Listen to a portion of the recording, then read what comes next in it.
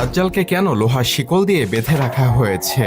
সহিহ হাদিস থেকে পাওয়া যায়, আজ থেকে 1450 বছর পূর্বে তামিমাত দারি নামক একজন খ্রিস্টান ব্যক্তি তার সঙ্গীদেরকে নিয়ে জাহাজে সমুদ্রে যাত্রা করেন।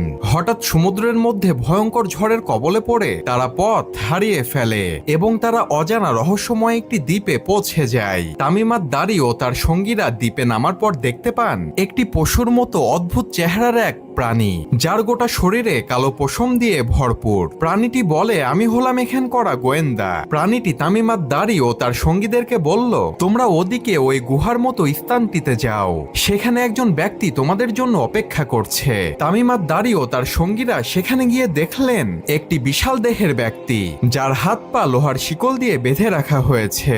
তামিমাত দারি ও তার সঙ্গীরা সে ব্যক্তিকে দেখে ভয় পেয়ে গেলেন। তখন সেই বিশাল দেহের ব্যক্তিটি তাদের কাছে কিছু প্রশ্নের উত্তর জানতে চাইলেন। সে ব্যক্তিটি বলল, তিবিরের স্থান অর্থাৎ ফিলিস্তিনের একটি জায়গাতে খেজুরের গাছগুলোতে এখনো খেজুর ধরে কিনা, তাবারিয়া হ্রদে এখনো পানি আছে কিনা, জুঘুর অঞ্চলের কূপ থেকে এখনো পানি বের হয় কিনা, এবং সর্বশেষ প্রশ্ন করল, আমাকে নবী মুহাম্মদ সম্পর্কে বলো, তিনি কি তোমাদের মধ্যে এসেছেন? তিনি কি মক্কা থেকে মদিনায় হিজরত করেছেন? তখন তামিমাত দারি তার সকল প্রশ্নের উত্তর দিলেন।